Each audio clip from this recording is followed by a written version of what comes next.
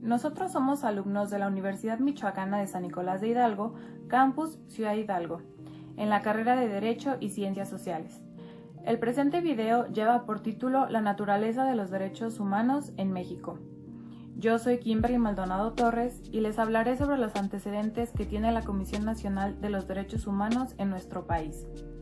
Principalmente nos remitimos al siglo XIX, con la promulgación de la Ley de Procuraduría de Pobres en 1847, que se promovió en San Luis Potosí por su presidente, el entonces Ponciano Arriaga. Pero es hasta el siglo XX cuando empiezan a crearse más organizaciones que tienen como fin proteger los derechos humanos. Así, en 1975 se creó la Procuraduría Federal del Consumidor, la cual tuvo como objetivo proteger los derechos humanos, pero no ante un poder público. Asimismo, el 3 de enero de 1979 se instituyó la Dirección para la Defensa de los Derechos Humanos en el estado de Nuevo León. Posterior a esto, en 1983, el Ayuntamiento de la ciudad de Colima fundó la Procuraduría de Vecinos, que dio pauta a dicha figura en la Ley del Estado de Colima. Y por su parte, el 29 de mayo de 1985, la Universidad Autónoma de México estableció la Defensoría de los Derechos Universitarios. Meses después, en el mismo año, en la capital de la República, que era entonces conocida como el Distrito Federal, se estableció la Procuraduría Social. Seguido de esto, el 13 de febrero de 1989, dentro de la Secretaría de Gobernación, se creó la Dirección General de los Derechos Humanos y posteriormente, mediante una reforma publicada en el Diario Oficial de la Federación el 28 de enero de 1992, se adicionó el apartado B al artículo 102, elevando a la Comisión Nacional de los Derechos Humanos a un rango constitucional y bajo la denominación jurídica de un órgano descentralizado con personalidad jurídica y patrimonio propios, dándose de esta forma un sistema nacional no jurisdiccional de protección de los derechos humanos. Y finalmente, por medio de una reforma constitucional publicada en el Diario Oficial de la Federación el 13 de septiembre de 1999, este organismo se constituyó como una institución con plena autonomía de gestión y presupuestaria, modificándose como Comisión Nacional de los Derechos Humanos, que hasta la fecha funciona para defender los derechos humanos de las y los mexicanos. Soy Karen Acosta Plaza y les hablaré sobre los antecedentes de los derechos humanos. Para comenzar, hablaremos sobre la naturaleza de los derechos humanos. En esta existen dos tipos de perspectivas principales desde hace muchos siglos. La primera sostiene que los derechos humanos son aquellos que el Estado otorga con un orden jurídico, y la segunda manifiesta que el Estado solo los reconoce y los garantiza de cierta medida. En la primera perspectiva se encuentran diversas concepciones o matices positivas, y en la segunda se habla sobre el derecho natural. Estas dos principales perspectivas son muy distintas una de otra. En conceptos jurídicos, en el positivismo se expresa que es el orden jurídico el que otorga la calidad de persona al ser humano, es decir, que una persona o un grupo de ellas no se excluye por ser un humano diferente o por pertenecer a un grupo de ellos como son los extranjeros, las mujeres o por razones de género o preferencias sexuales. En cambio, en las concepciones del derecho natural, el ser humano, por el solo hecho de existir, es persona y posee de derechos y obligaciones, como ya lo hemos visto en el largo de este tiempo en esta materia. Solo por ser humano, tú tienes derecho a una vivienda digna, a estudiar, a tu alimentación, y asimismo pues tienes obligaciones. O sea, el Estado no puede desconocer esta situación, lo único que realiza es el reconocimiento de este hecho, y a partir de él se garantizan diversos derechos, a los cuales en la actualidad se les denomina derechos humanos. Como segundo tema, hablaremos de las concepciones de derecho natural. Coinciden entonces en este tronco común de pensamiento y a partir de él toma derrotas muy diversos. Por ejemplo, algunos escritores piensan que las personas tienen una dignidad intrínseca por el hecho de estar en relación directa con lo absoluto, Y otros escritores con los cuales yo me encuentro de acuerdo, como lo que he visto en clases, considero que no está correcto plantear el problema en esta forma, sino que la base de los derechos humanos se encuentra en la dignidad humana. Los derechos humanos constituyen mínimos de existencia y al saberse serán respetados en la movilización con libertad para lograr vivir con dignidad.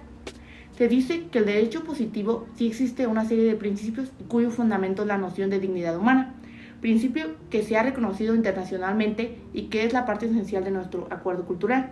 Principio universal porque la historia de los pueblos coincide en su lucha por hacer el objetivo, la dignidad de la persona como principio superior a ningún ordenamiento. En la concepción del derecho natural se encuentran nociones que implícitamente están relacionadas con la idea de la dignidad humana. Esto se viene desde la Grecia clásica. Esto nos lleva a decir en una conclusión que la dignidad humana ha ido de la mano con los derechos humanos. ¿Qué tal, compañeros, compañeras? Habla su compañero Eros Mosés Pérez Guerrero, estudiante de la Facultad de Derecho de Ciudad Hidalgo. Yo les hablaré sobre un tema muy interesante, es de los derechos humanos y sus principios. Para empezar les explicaré qué son los derechos humanos, les leeré un concepto y los explicaré. Los derechos humanos son el conjunto de prerrogativas sustentadas en la dignidad humana, cuya realización efectiva resulta indispensable para el desarrollo integral de la persona. Bueno, para mí los derechos humanos se trata de los derechos que tenemos por el simple hecho de ser humanos, que los derechos humanos son inherentes, pues ya que no distingue color de piel, cultura, religión, lengua o cualquier otra condición. Los derechos humanos son más para que nadie denigre nuestra dignidad humana.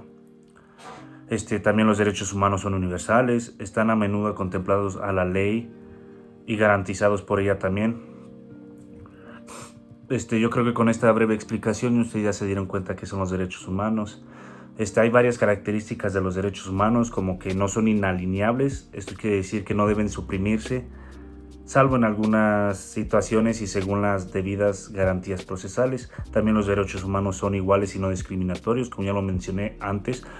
Los derechos se supone que no distinguen color de piel ni nada, no pueden ser discriminatorios. Así como tenemos derechos, tenemos obligaciones. Los estados asumen obligaciones y los deberes en virtud del derecho internacional de respetar, proteger y realizar los derechos humanos. También los derechos humanos tienen principios. Les hablaré sobre algunos, como el principio de la universidad, el de interdependencia, el de indivisibilidad, el de progresividad. Les hablaré sobre esos más que nada. Y el de historicidad también, claro, por supuesto, ¿verdad? El principio de la universalidad, todas las personas son titulares de todos los derechos humanos. Esto quiere decir que todas las personas, por el simple hecho de ser humana, tiene derecho a derechos humanos. O sea, no pueden decir que porque él es moreno, porque él es esto, porque él es lo otro, no puede tener derecho a un derecho humano. El simple hecho de ser personas nos da esos derechos. El de la interdependencia, quiere decir que consiste en cada uno de los derechos humanos se encuentren ligados unos al otros, de tal manera que el reconocimiento de uno de ellos, así como su ejercicio, implica necesariamente que respeten y protejan múltiples derechos que se encuentran, como lo dice su nombre, interdependencia, que queremos que estos estén ligados y unidos el uno al otro para que todos se protejan. El principio de indivisibilidad implica que los derechos humanos no pueden ser fragmentados, sea cual fuere su naturaleza. Cada uno de ellos conforma una totalidad, de tal forma que se debe reconocer, proteger y garantizar de forma integral. Hay un principio que es uno combinado que se llama principio de interdependencia y principio de indivisibilidad, o en pocas palabras, interdependencia e indivisibilidad en un solo principio. Esto quiere decir que todos los derechos humanos, sean estos los derechos civiles y políticos, como el derecho a la vida, la igualdad ante la ley y la libertad de expresión, los derechos económicos, sociales y culturales, como el derecho al trabajo, la seguridad social y la educación, o los derechos colectivos como los derechos al desarrollo y a la libre determinación, todos son derechos indivisibles, internacionales e independientes. El avance de uno facilita el avance a los demás, o sea, mientras uno va creciendo, los otros siguen creciendo, así como si tenemos derecho a la vida, también nuestro derecho a una vivienda sana o nuestro derecho a educación tiene que seguir creciendo. Y el último sería el principio de progresividad. progresividad. Este constituye una obligación del Estado para asegurar el progreso y el desarrollo constructivo de los derechos humanos. Como su propio nombre lo indica, progresividad significa que tiene que progresar, gracias al Estado tiene que progresar esto, o sea, seguir creciendo, porque tiene que seguir creciendo por el desarrollo constructivo de los derechos humanos. Bueno, al mismo tiempo esto implica una provisión para el Estado respecto a cualquier retroceso de los derechos. O sea, si ellos nos dan un derecho no nos lo pueden quitar porque ya sería en contra de nosotros. Esto sería todo de mi parte y muchas gracias por ponerme atención.